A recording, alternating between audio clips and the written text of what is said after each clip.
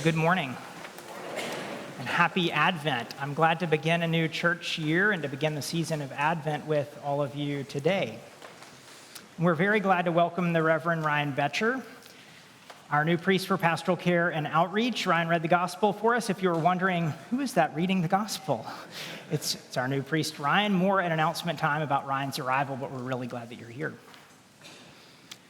I want to begin with our gospel lesson for this first Sunday of Advent. This is the kind of biblical passage that it's hard to know what to do with. I love those. But there's a message for us in this gospel. But it requires a little bit of Bible study to get there. Passages about the end of the world, the end of time, are a recurring theme in several of the books of the New Testament. It's present in the Gospels, including the Gospel of Matthew. We read from the last portion of Matthew's Gospel today. This sounds really inspiring, right? Happy Advent, everybody. The end is coming. You know, the Bible is unlike everything else we read on any kind of regular basis because it is ancient. It comes to us from a world that is very different than ours. The people who wrote this library of material that we have in the Bible, the people who wrote it, they thought of the world, of themselves, of other people differently than we do today. And these passages, they record their search for God in these ancient ways of thinking. In the period just before and just after Jesus' life, ideas about the end of the world, about the end of time, gained traction within Judaism. And Jesus was Jewish, of course. So we're talking about the period about 200 years or so before Jesus and about 100 years or so, give or take, after him. And in this time, many Jewish thinkers and writers were talking about ideas about the end of the world. And it makes sense that these ideas gained traction during this time. Many of the Israelites had suffered for years at the hands of various empires. It was the Roman Empire when today's passage was written. And over time, it became hard for them to see a way in this world to freedom and justice and fairness. And as the idea of a positive outcome in this world grew harder and harder to believe, the focus for some of them during this time, when the story was written, the focus shifted to the end of the world and the start of something entirely new. And if this life, if this world isn't producing good things for you, good results, and it largely wasn't for the people writing this passage, it was a bleak time, then we can understand why they imagined a world entirely remade. We're talking about our gospel passage here from about 2,000 years ago. Now let's continue our Bible study, backing up even farther in time, give or take 2,700 years ago, to our reading from the book of the prophet Isaiah. These verses come to us from the kingdom of Judah as our forebearers in faith also worried about the future in a time that for them was particularly bleak. The superpower of the day, the Assyrians, had their sights on this kingdom and on Jerusalem. And it looked like their former days of prosperity were gone, and the future did not look good. They were about to be conquered. And against this backdrop, the prophet dreams of a future in which there is no war. In these beautiful words from so many centuries ago that are still present in the culture around us, you know some of these words. He dreams of a time when the people shall beat their swords into plowshares and their spears into pruning hooks. and nation shall not lift up sword against nation, neither shall they learn war anymore. On the edge of what looked like and was to be a bad defeat, this is how they envisioned hope.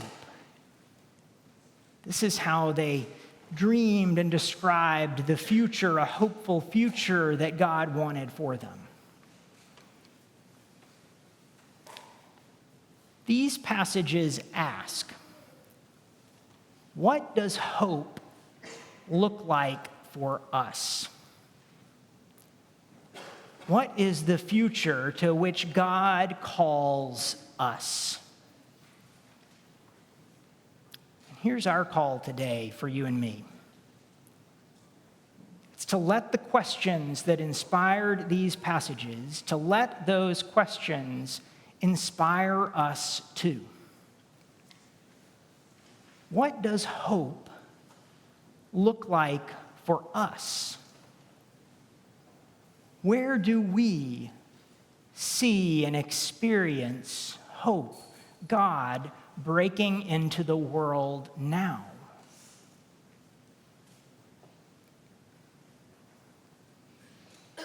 The author Krista Tippett writes about hope in her book, Becoming Wise. She says that hope fully accounts for reality. It lives open-eyed and wholehearted with the darkness that's woven into life. That's how she puts it. It's a renewable resource for moving through life as it is, not as we wish it to be. She writes about the L'Arche movement, a French word here. This movement started in France. It's a movement that creates communities where people with and without intellectual disabilities live together and care for each other. A movement very much grounded in a Christian call. Tippett described a L'Arche worship service where the worship was led by those with and without disabilities, their friendship and their connection evident. This service ended in joyful chaos, she wrote, when the gathering passed the peace. The most raucous passing of the peace I've ever experienced, she said. In fact, the procession out did not happen, she wrote, because everyone just headed straight to the party planned for after the service. This might not go over well in every one of our services. She described a community where distinctions and difference mattered less and less, and shared humanity mattered more and more. Tippett writes that she first heard about L'Arche in books written by Henry Nouwen, an author and spiritual teacher. In the mid-1980s, when he was in his 60s, Nouwen decided he was burned out from his career teaching in prestigious universities, and he moved to a L'Arche community in Toronto. He wrote that he moved, his words now, from an institution for the best and brightest to a community where intellectually disabled people and their assistants try to live together in the spirit of the Beatitudes. In my house, 10 of us form a family. Gradually, I'm forgetting who is disabled and who is not. We are simply John, Bill, Trevor, Raymond, Rose, Steve, Jane, Naomi, Adam, and Henry. Tippett spoke to the founder of the L'Arche movement and asked how he thought about success for this effort. He said, L'Arche is not a solution, but it is a sign. It is hope, Tippett writes, in a quiet, unassuming, understated way. A sign of possibility, of connection, of love where it might not otherwise seem possible. She writes about a civil rights leader who talked about being with young men and women in an inner city neighborhood. And these young people told this leader that they needed live human signposts. That's their phrase. To help them see and trust in changed possibilities for themselves, Tippett writes. Live human signposts. Tippett reminds us of Benedict of Nursia back in the 6th century in Rome. There was no big fanfare when he wrote his rule. Benedictine nun Joan Chittister says that there was no newspaper in 6th century Rome with the headline, "Benedict Writes Rule." His idea was a quiet one, a small one, to create communities formed by a way of living where monks and nuns of the day and people from outside of monasteries, regular people, where they could all be part of a religious community that would replace scattered and competing religious authorities. That's how she puts it. And at first, it went really poorly. One of the first communities disliked it so much that they tried to poison Benedict. That's pretty bad. But he had started something that would grow, its communities becoming so important that during the Dark Ages, many say it was the resilience of the Benedictines that saved Western civilization.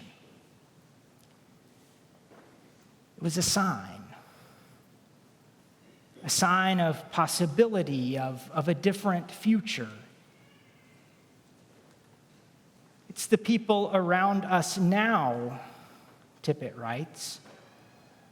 The small bands of inventive people, the blips of action setting something in motion, not curing, not solving, not fixing, but creating opportunity for deepened life together, for growing more wise and more whole, not just older, not just smarter. That's how she puts it. If it seems too small or too human or too particular, then maybe you are on exactly the right track. Because after all, it's a small human baby for whom you and I prepare. And you and I, we know this path the very most in Jesus of Nazareth, the creator of human community across difference, the one who opens for the people around him the possibility of more love and less fear, the one who saw value and worth in everybody, and the one who died as a criminal, his movement in disarray. But you and I know in that a source of light that shines in the darkness, a sign of possibility for us and a call to us to be that sign for others, live human signposts. My prayer for us today is that as we begin this season of Advent, of preparation, that we will have eyes to see those live human signposts around us,